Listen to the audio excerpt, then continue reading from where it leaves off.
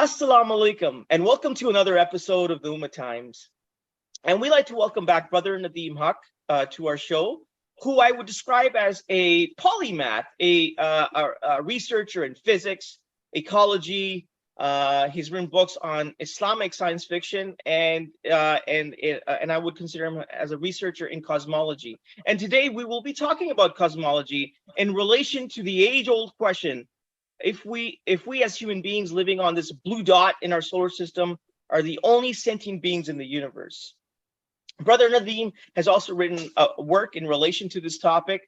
But before we get into what is covered in this book, I'm going to throw this question to everyone on the panel here. Do you think we are alone in the universe? And Ali, you can go first. Oh, Jazakallah khair. No, walaikum salam.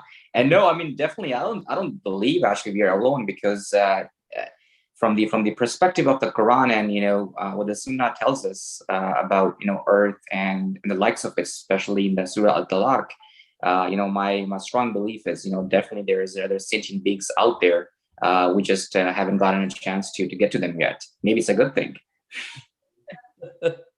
Well, I'll go next. Yeah, so if I wasn't aware of the indications in Islamic revelation, I think even looking at just the known universe as we know it, with the billions of other solar systems that exist in this universe, I think it would be kind of egotistical to think we're the only ones in the universe, right? So, and then in terms of the research that is being unearthed, that Islam also indicates that, I think it'd be, in my opinion, would be egotistical to think that we are the only ones in this humongous universe. But Brother Nadeem, you can go ahead. Yeah, this question I think can be answered in two ways. One is through empirical evidence. So far, we haven't found any empirical evidence, any data that shows that there is life. But we've been finding extra solar planets, exoplanets, and the sheer fact, as you guys mentioned, that the universe, they're not sure how many galaxies exist. Initially they were saying 200 billion, but now they're saying a trillion. It could be even higher than that, right? Could be 3 trillion. Now that's one galaxy. One galaxy has, let's say, 100 billion to 200 billion stars. So if you have a trillion galaxy, you can imagine how many stars there would be. And of those stars, a lot of them are like the sun. A lot of them are not like the sun. But the main thing is, our planet's close enough in the so-called Goldilocks zone to produce life. And the probability for that is very high because of the huge number, right? And the second way to answer the question is, as I mentioned in the talk on ecology and all that, was that our epistemological framework is different than that of non-Muslims, because we have come to confirm the Quran, and we know that whatever the Quran says is the truth, because it mirrors the universe. It confirms what's in the universe. And the Quran itself says that there are sentient entities like us. We can get more into that. Therefore, for sure, we know that they exist as Muslims. But in this case, science is lagging behind. Is lagging behind the Quran. Yeah. So we're definitely not alone. Definitely not alone. And yeah. Yeah, and just to further to that point,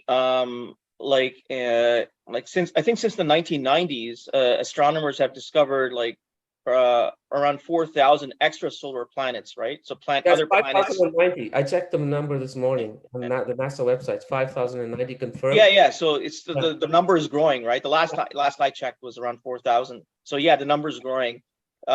Which just to let the viewers know, extrasolar planets means other planets revolving around their suns in their solar systems in the Milky Way galaxy. And astronomers have indicated, out of those 4,000 or now 5,000 extrasolar planets, out of them around 55 are like our planet Earth, which may be able to harbor life. So, which is quite remarkable, and it's very interesting. This kind of news, it stays buried, right? It's like this would be, I would think that for any a rational human being, or someone who likes to be a little bit inquisitive, would be fascinating news. But you don't really hear that in the news.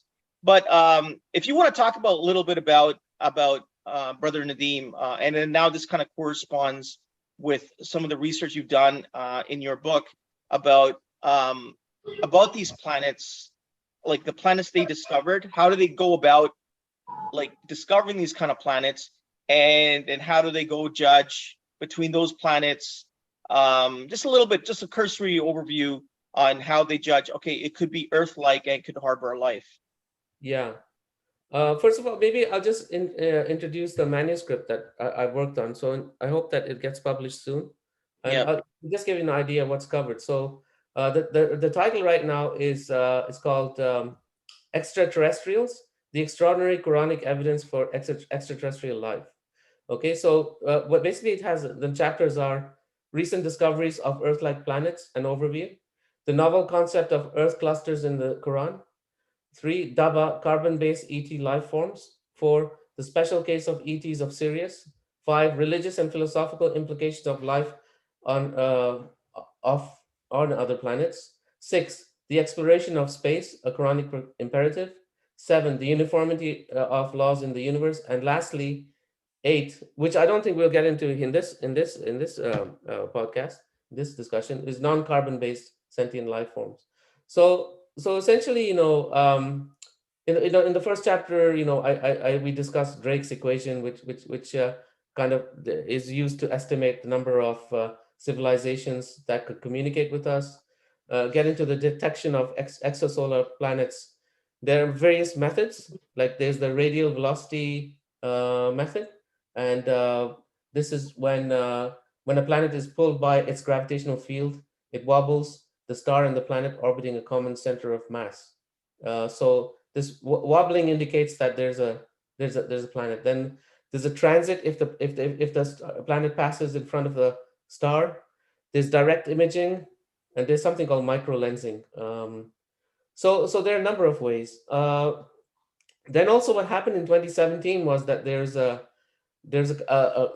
object that entered into the solar system from outside, and its shape was very unique, and it was they gave it the name Oumuamua because it wasn't like a comet, a regular comet, and so some astrophysicists think that it could be there's a high possibility that it was from another stellar system, some, in other words, an alien spacecraft. The reason is because like I can read it here. It's very interesting. It says so Avi Loeb, he's the leading astrophysicist from MIT, right? So he's saying this. These are certainties, and they allow us to declare confidently that the first 3 of Oumuamua's identified anomalies, its unusual orbit without a tail, and then I say natural comets have tails, its extreme shape, 10 times longer than its width, and its luminosity make it statistically different by a large margin from all other objects cataloged by humanity. Okay, and then he's saying it's a 1 in a million object. So it's very intriguing. We have to keep an open mind, and if we're sending probes, into space, then is it not possible that others are? And we have to keep a very open mind about this. I get into things like, why have they not visited us? The Fermi paradox, right? Maybe if you guys have some comments on that, then I can comment. Why, if they exist, why have they not visited us? If there's so many civilizations, what do you think? Well, I think there could be many factors. I guess one factor could be distance. Like the universe is just we can't even calculate. Like we can't even imagine how huge it is. So if there are other, I firmly have, I am kind of, I'm of the view that there are other civilizations in the universe, but I think they could be just located so far. That's one factor. Another factor could be that there could be there could be civilizations who may be highly evolved in terms of, I guess, their morality and civility, that they maybe have taken a look at us and they maybe think we're too hostile to visit us. That could be another factor. Would you, so I want to actually also add one more thing in there. So maybe you know a little bit more about this, because I'm not really in tune with a lot of the recent scientific developments. But the gravity concept, right? So they say that it's not necessarily the distance between the galaxies, right? For example, if there are other advanced civilizations, it's not necessarily the distance; it's the gravity principle, which essentially, I'm just trying to paraphrase these. It's a quite complicated concept, that it's when based on the new the recent discoveries from the James Webb Telescope, right? They're looking at how the Earth, the Milky Way galaxy as an example, right? Came into existence. It was maybe about 500 million years a little too early, and that should not have happened. And for any galaxy to really, come to where we are right now, right? It takes anywhere from 7 to 800 million years, right? So if there are other civilizations out there, for the other galaxies to come out and be where we are in terms of the advancement and where we are located actually in the universe, it would not be possible. I'm not sure if you could just touch a bit more on that, if you. Yeah, I mean, I don't really buy that, because most of these galaxies, they're very similar. And the interesting thing is that very shortly after the Big Bang, galaxies started to develop, and they developed into spiral galaxies, and look at how if we do believe in evolution, which I do, but directed evolution, then it hasn't taken that long to develop life, right? Because pre-Cambrian explosion happened 500 million years ago, around that period or before that. Multicellular life, complicated life, actually started to develop. So I don't think I'd have to look at the argument further, but yeah, I don't agree with it. Pretty much, all the universe, different parts of it seem to be kind of very similar, not the same, but similar, right?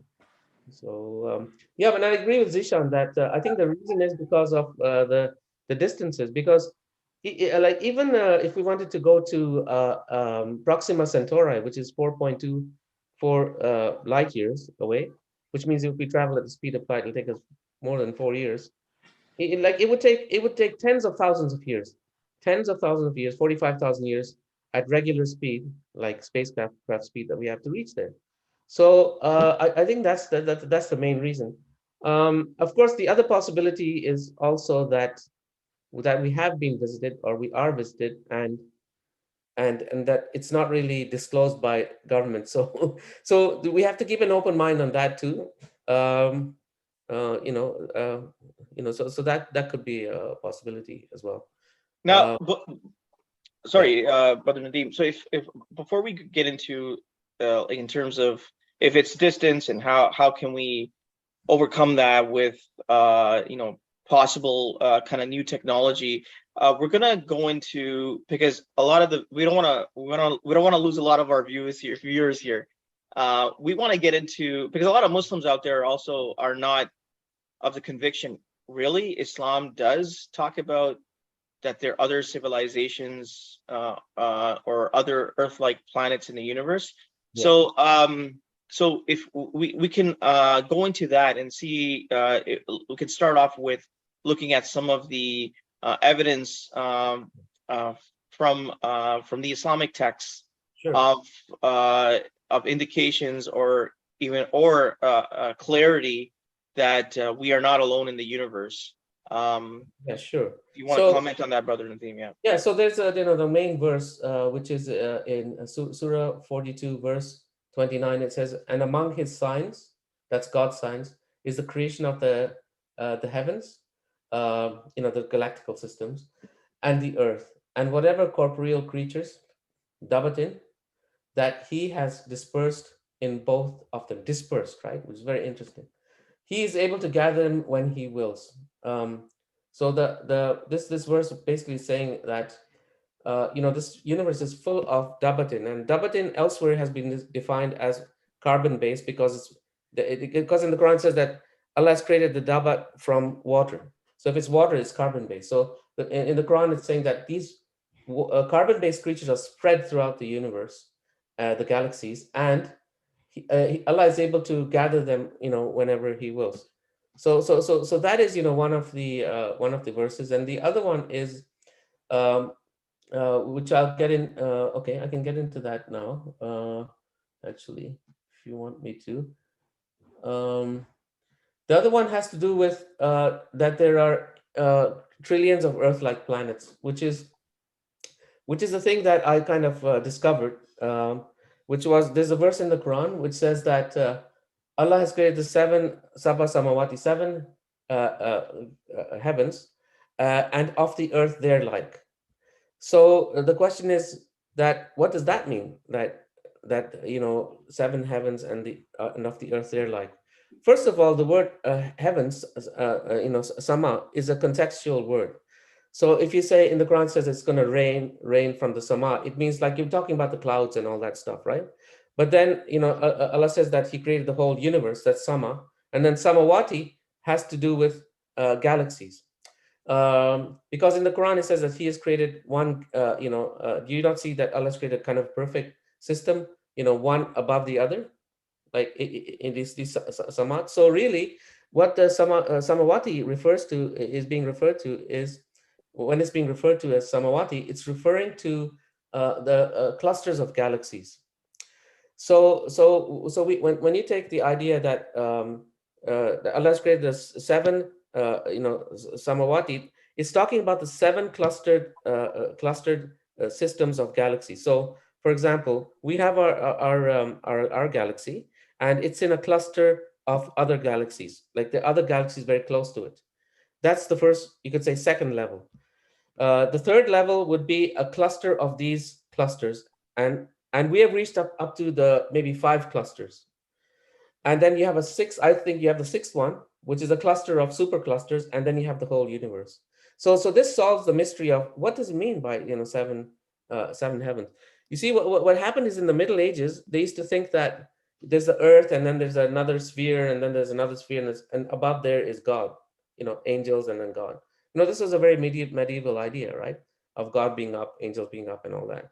So what it is it has to do with clustering.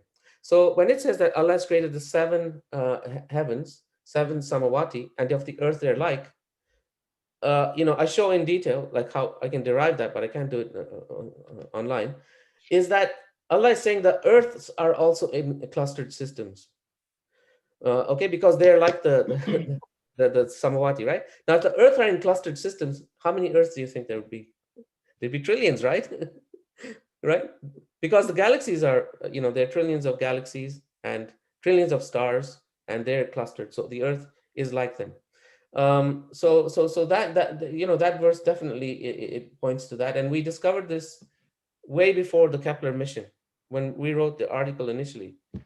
Zishan, you and I, that was done in 2006, right? Yeah, and we'll reference that article as well. 2012. So this is an idea. This is an example of us predicting from the Quran before so-called Western science discovered this, right? Because when they sent the Kepler mission in 2012, I remember distinctly, they said, "Oh, there could be billions of Earth-like planets," but we had written about it in 2006 from the Quran. You see, there's always been this charge that they find stuff and then you go back to the Quran and try and fit it in. This is the opposite, actually. So definitely, the Quran talks about this. Do you have any comments on that? Or? Yeah, sorry, Nadeem, I just want to kind of pick your head on this. So when Allah talks about the 7 heavens and the 7 earths, so what about the creatures? I know there's obviously on Earth we have millions of different species. So you think do you get some speculation in terms of do we have insan on other planets as well, or this is just a unique creation of Allah? No. Can I just jump in for a second, if you don't mind? Please go ahead. Yeah. So, and this will probably partly kind of answer Brother Ali's question. So yeah, so as like yeah, me and Nadeem, like we co-wrote this article and we talked about, as per the evidence from the Islamic text, it's talking about multiple Earth-like planets and even possibly other civilizations, and that came before like even though by that time they had discovered many extrasolar planets, but they didn't say any of them were Earth-like planets. And now there are over 55 they rate as possibly like Earth-like planets. But we can even go way back to the times of the companions of the Prophet Muhammad, peace be upon him, because when so Abdullah ibn Abbas, who's one of the relative and closest companion of Prophet Muhammad, peace be upon him, where even Prophet Muhammad, peace be upon him, said that Ibn Abbas has been provided certain insight on the Quran as well. So on this very verse that alludes to multiple Earth-like planets, which is Surah 65 verse 12, when Ibn Abbas was asked about this verse, it's very interesting. His answer is very interesting, and it's very telling at the same time. Abdullah ibn Abbas said that if I tell you its details, you would disbelieve, meaning you would reject it. And then he went on to say that there are 7 earths, and every earth has a prophet like your prophet. Adam like Adam, Noah like Noah, Abraham like Abraham, and Jesus like Jesus.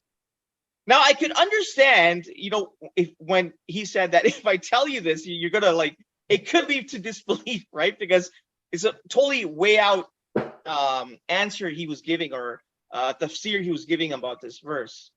But now I think with modern discoveries of the universe and how humongous it is, and how the possibilities that there could be so many Earth-like planet, that becomes plausible. And it's very interesting if you look at the scholars of Hadith, they were very careful. Like they didn't reject it because the chain was authentic. They just said it was like, some of the scholars said it was just odd, right? And I just want to mention one other thing. There was a scholar from the Ottoman era, and his name was, let me see here, Alusi, I think. And he also talked about this as well. Yeah, so he said, because he wrote a tafsir as well of the Quran, and when commenting on this verse, it's very interesting, and a lot of people don't know this. He said that the interpretation of the majority of the classical scholars is that there's 7 earths, and each earth has its own inhabitants that are the creation of Allah Most High, and the reality of them is only known to the Creator. So again, I think what's happening is, I think this is part of us being colonized, and our thinking being colonized, that all this very dynamic scholarship has just been buried, right? And there's so much to unearth. So yeah, hope I didn't go on too long, but I just wanted to make a comment on that. No, so it's a great point. And just to add to that, so to answer your question, Ali, further, is that so the interesting thing is that in verse 65:12, after that in 65:13, it says the command descends between them, like these systems, okay, so that you may come to know that Allah has control over all things, and that Allah's knowledge encompasses all things. So this command, Amr, what does it mean? I think that one thing it means is that all the laws, like in its universe, they are kind of uniform, right? Like you wouldn't go to another planet and see that there's some different type of law. Like it's all based on one law. Not only that, I believe that when the Big Bang was created, which the Quran talks about, then it was just one command, and in that command, everything was like already pre-planned in the sense of how it's going to develop. You see, it's not that God suddenly came and said, all right, now, okay, this is what I'm going to do in Alpha Centauri, this is what I'm going to do here. It's just one thing. And I think that what this verse is saying is that it is hinting at is that when we do find life on other planets, we're going to see that, yeah, it's just one law. That doesn't mean that the creatures on those planets will look exactly like us, but but they will be subject to gravity, the carbon base, but they will be similar. I think, because they're carbon based. And in my view, you'd have DNA. You'd have DNA, like the same thing. Because I think that this it has to be very precise to have life. Um, so to answer your question, yeah, I think that they would be like, some would be similar to us, and some would look quite different, but they'd be kind of, they'd have eyes and mouths and like structured in a logical way, right? Right. Don't have your mouth on top, and Allah, He structures everything very logically, right? So in that sense, yeah. What we can also tackle is there's also a notion, not only with some Muslims, but just generally with just human beings, that they think that they are the most favored, categorically the most favored of species of Allah's creation. Do you think that is the case, and what indications? Well, I already know. I'm just posing it out there. The Islamic text Yeah, so we can talk about that. propounds Yeah. on this. Yeah. So it says, and indeed in chapter 17, verse 70, it says, and indeed we have honored the children of Adam, and we carried them by land and sea. We have provided them with wholesome things, having specially favored them above many of those whom we have created. Yeah. So it's not like we have been favored among many, but not all. So I'm sure that there are other entities who are of the so-called free will class of species like us and jinn, who like these entities would be superior to us in many ways that we can't imagine, right? It is a very like a human-centric, anthropocentric way of looking at things. But the universe is very vast and wide, and we're probably a mediocre planet. There may be some planets that are unimaginably beautiful, even much larger, but we Yeah, have a very well. That's interesting. You mentioned large planets because recently, I don't know if you've heard, the astronomers have discovered, and they rate them as super Earths. They've been discovering super Earths for a while, but now they're like, because I think the astronomers, what they were saying is that these other big planets that we're discovering, they won't be able to harbor life. But the recent super Earth planets they've discovered, which are huge, they may be able to harbor life now. Let me see if I have those details. But Nadeem, you know what I'm talking about?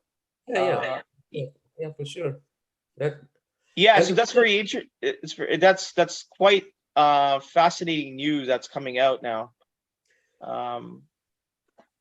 But yeah, so I think it's very clear that verse that one verse makes it very clear that that we're favored above many, but not all.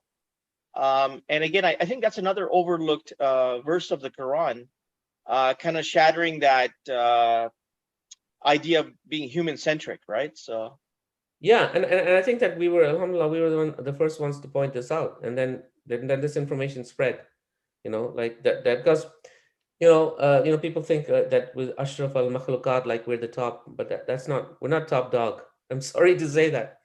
I mean, that statement is unwarranted anyways. There's no reference for that statement. I think it's more like it's like an old wives' tale that exists out there. I don't know. Yeah, exactly. And and then there are other issues that I cover in the book, like, so for example, what does it mean to be a Muslim, right? So to be a Muslim, you're in submission to one God. So then it means that people on these planets, they're also Muslims, as you mentioned. It talks of prophets, right? So Yeah, if they're correct. then they're Muslim. That's the meaning. So Islam is truly universal, like literally universal, right? It's not just some guys riding on camels on the earth, wearing headdresses, and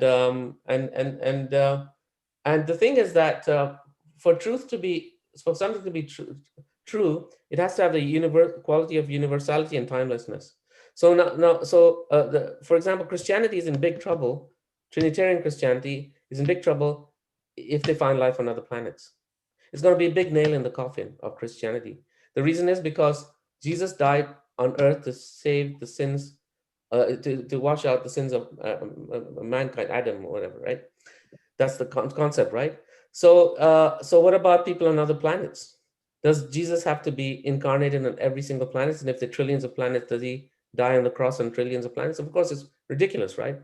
So it kind of, like puts a big nail in the coffin of Christianity, and the Catholic Church and others have a big problem with this issue. And I was supposed to be interviewed on the BBC. You know about the story, right? And Paul Davies, the physicist, said that if they want to know about the Quran and extraterrestrial life, they should interview me. But they interviewed me, but they never put anything I said, and they apologized me. I even have the email, and they said that, oh, we decided to focus on just Christianity, but they included Buddhism. So I think that there are a lot of other issues, and a lot of things are going to change when we do find life on other planets. It's going to strengthen the Islamic position, actually. Like it's really going to strengthen, right? Because then they're going to say, yeah, this is what the Quran was saying. Like, how did it adds to the credibility of the Quran, right? So that's that's something it's going to happen too, because that it says that among his signs, the initial verse I gave you, among his signs are that they are dabas dispersed. When it's talking of signs, it means that we will see it one day, right? Because when it talks of Pharaoh drowning and that his body will be preserved, it's also talked of as a sign. And if you go to the Cairo Museum, you'll see the Pharaoh's body, whether it was Merneptah or Ramses. It doesn't matter because both of them are well preserved. I've been there, I've seen it, right? So yeah, this is what I think. Yeah. So In I know terms you of also in your book, in your book, you covered like you talked about in terms of technology as well, what types of technology can be possibly utilized to mitigate the long distances that probably in the future that can be kind of developed and utilized. Do you want to comment a little bit about that as well? Yeah, okay, so there's a verse in the Quran that says, oh, assembly. Now note this, assembly. No, not one person, but a team. Oh, Yeah. assembly of jinn and humans. If you are able to traverse the regions, I'm not sure, we'd have to look at the root meaning of that word. Does it mean penetrate or whatever? It says, if you are able to traverse the regions of the cosmic systems and the earth, then do so. You cannot do so unless you have the power, sultan, right? And then it goes on, after that like if you do, you see sparks and stuff like that. So it's actually encouraging. It's encouraging you to look at the regions, but there may be some kind of technological challenges. That's what the verse is saying. So now the thing is that these distances are very, very very wide, very far, right? And even if, imagine you're traveling at the speed of light, if you wanted to go to Sirius, which I talked about, it would take you, I think just over 8 years, which is like, and if you didn't, then it would take you way tens of thousands of years, So how do you, so the thing is to develop, if we can develop light speed technology, and I think it will be possible in the future. Some are saying, well, they already have it because the alien spacecraft crashed and they back engineered, and this is like a secret thing. They're not disclosing it. But the thing is, we need that, and I think it will happen eventually. Because imagine, before people never thought that anything heavier than air could fly, but now planes fly, right? It's how you organize the materials. It's still, I find it still remarkable whenever I get on an airplane. Wow. Yeah. Traveling across the ocean. Yeah. Actually, there's still it's one of those phenomena where I was just reading about this as well, that we still don't fully understand how basically the planes are able to stay in the air. Because at the same time, yes, we do have a mechanism in place, but there's some nuances to it which we don't know, but it just happens, right? Yeah. If for example, you and me talking right now, we actually know the technology behind it. For example, we are all in different places right now, but be able to see the pixels turning into the video. But at the same time, how it really truly happens, right? Yeah. We don't necessarily know that, even though we have the technology to make it happen. Yeah. But how it really happens, we still don't know that. Yeah, actually, the plane situation is worse because they thought it happened because of a Bernoulli's principle related to pressure, and then that doesn't answer many questions. So then they said, okay, then it's the Newtonian action versus reaction, but that doesn't answer either. So now people are have written books on this as to their theory. There's some in one of the Scandinavian countries who say they have a solution to that. Yeah, so really it's a matter of arranging materials in a certain way, and I think that once you do that, then you'll be able to achieve the speed of light. Or Yeah. perhaps if society goes on for hundreds and hundreds of years, then maybe even faster than light. Yeah. But right now, the thing is that we have this rocket technology, which uses Newton's third law, because every action has an equal and opposite reaction. So it ejects fuel behind and then it moves forward, right? So these will take like, you see, unless it went to an appreciable speed of light, then you could have generational space, right? So you could have let's say if you want to go to the closest one, which is 4 light years away, just over 4, and let's say it took you didn't go at the speed of light but slower, but it took you 20 years, you could, or 30 years or 50, you could have generational spacecraft where people would be born there and die there, and eventually you'd reach the planet, right? So that's one way. But there is a kind of a solar sail initiative, which is sending small, very small craft using lasers, right? Um, and it's using Newton's second law, which is forces mass times acceleration, in which they are thinking of are planning to send many of these solar sails to Alpha Centauri, Proxima Centauri.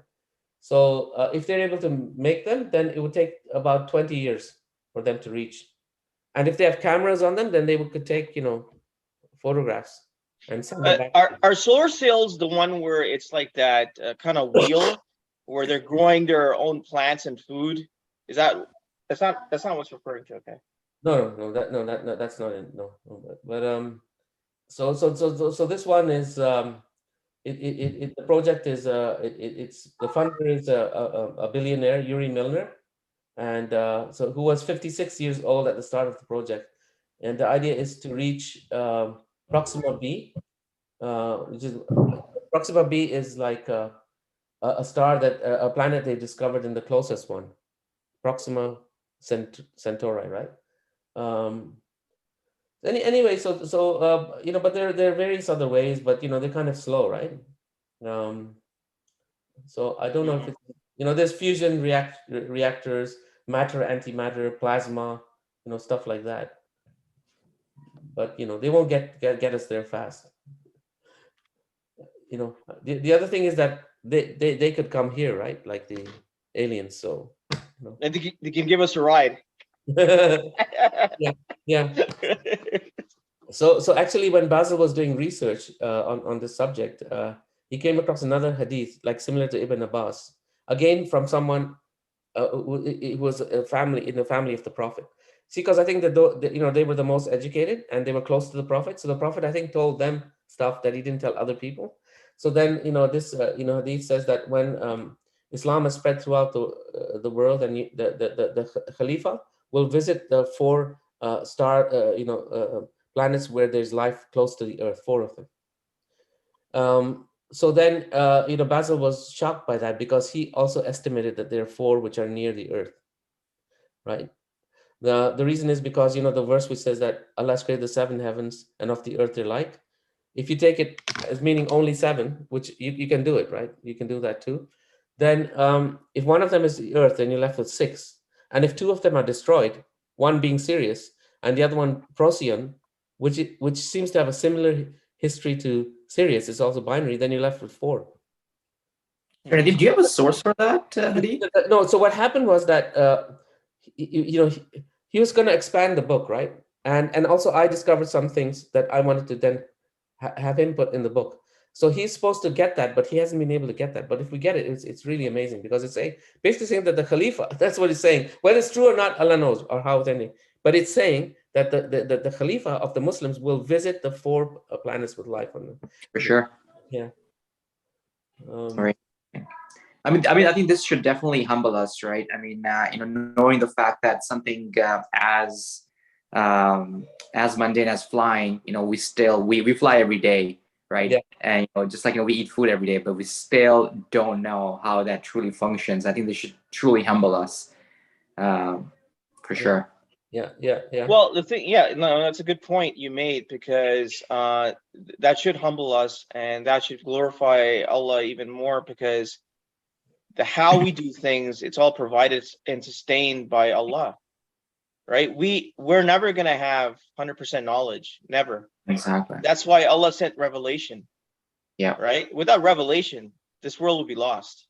Yeah. Right. Like, every single person would be lost. I'm saying that very confidently. Right. Yeah. So Yeah. that shows you that no matter what we do, we rely on Allah. Like, just Absolutely. us having this conversation is the reason we're having is because Allah is sustaining our ability to have to have this conversation with whoever. Absolutely. Because we don't really understand physics properly. This is a whole new subject. We have to do a show on physics, right? We don't understand it, but we're able to develop things. So we're able to apply more than actually having the deeper understanding. It's like a mercy from Allah, actually. Because That's right. if you really wanted to know how it worked, then we wouldn't be able to produce anything, right? Because we can't understand, a lot of stuff, right? And we're wrong in I many. think that's a very important point. In terms of understanding, the limitations of the science, right? And just because something can happen, and we are quite mesmerized by the advanced technological innovations, doesn't really necessarily mean that we know more, right? If anything, we're just adding more advancements, but at the same time, we are also adding more to know about and more to really understand, right? So Yeah. And the amazing thing is that all the true science that has been advanced by those who believed in one God. That's the right, amazing thing. Tesla. He right, had science. He believed in God, one God. Socrates, Plato, all these people, they believed in one God. The Muslims, because why? Because they were using reason and they were looking at cause and effect, and they were using induction and deduction, and of course the Muslims developed induction more. So and see, we seem to be going away from this, and that's why you have problems now in reconciling physics and all that. But there's a way to get back to that, which I covered in another book I wrote, and that we can talk about sometime. yeah, As to how to unify physics and understand things better. But the interesting thing is that the Quran, it really tells you to understand the physicality of the universe. yeah. Rather than some stupid theory that you never test, and like multiple dimension, this and that, nonsense, right? It's telling you, like, look at the physicality of it, and then you'll understand it better. Yeah. And lastly, so when can we expect the manuscript to go into the publishing phase? Yeah, it's just been very difficult to publish books like this, and the Muslim world has not really helped much. Mhm. If anyone is listening, maybe they could help to publish it. Otherwise we'd have to self-publish, but then you have to distribute it, although these days it's easier, right, with Amazon and stuff like that. Yeah, you could probably Kindle. Yeah. Yeah. So if it doesn't work out, I can't get funding, because like one of the publishers says he will, but he needs some upfront cash to get it published. If I can't do that, then I might just publish on my own. But I hope I can do it soon, inshallah. And Zishan has to add his chapter. Yeah. Right. No, definitely. I think we will leave the links in our description as well, from where they can find more of your works. And I'm pretty sure the viewers are looking forward to reading this manuscript as well whenever it gets published, inshallah. Inshallah. Yeah, we're looking forward to it. And just one last thing. How much time do we have, Zishan? We have time. Okay. And I'm not going to say too much, but I've been writing another science fiction novel, and it's called Humanoid. So it has Oh, with an alien he crash lands on Earth, and right. he's actually a Muslim from another planet. So Oh, hope to get it done within a year, inshallah. okay, inshallah. I mean, I think that's science fiction. any sort of fiction. I think it's a huge void in the Muslim world right now, where I think we really need to be perhaps focusing a bit more on it, for our youth and even the kids as well. So I think this is one of those areas where I think your contribution is definitely more than welcomed, and we definitely look forward to that as well. End of the day, I think it's all about publishing houses, right? If you get a good publishing house, then you can reach the mass market. Exactly. And then, we want to make, movies and, our own movies, not just rely on Hollywood, right? Yeah. Yeah. And with Islamic themes and ideas and concepts, right? Yeah. I mean, we definitely don't have any, quality entertainment, right? Yeah. And we live in a world of entertainment, and it's very easy to sidetrack and and fall into Exactly. And so-called entertainment is the thing which miseducates or educates. Exactly. And so we want to educate using the right concepts, using fiction, right? Yes, and absolutely. It's really lacking in the Muslim. Just to ignite that curiosity, right, which we have seemed lost. Yeah. Thank you for that, Brother Nadeem. And also, what we'll do is for the viewers, we'll also share the link for the article that we had co-written back in 2005, and which was published in an Islamic journal back then, and so we'll share that with you as well, and you can refer to the contents and the references for that as well. And please leave your comments. I think what's happening is this topic is now being showcased and is spoken of publicly now. There was even a conference, if I'm not mistaken, at one of the universities in the States, where this guy, he's written a book called I'll just put it, it's Religions and Extraterrestrial Life, by this professor, Professor Weintraub. He talks about what the various religions say about extraterrestrials, and he said that basically Islam is the most conducive. And he did a conference with another Muslim professor on this very topic of basically extraterrestrials in Islam, which we did one as well, but this was a university conference. It's on YouTube. We can share the link as well. It's a very interesting conference where they were talking about, the possibility of extraterrestrials and its implications as well. So we'll share that as well. The conversation continues. And again, thank you all for listening. Assalamu alaikum.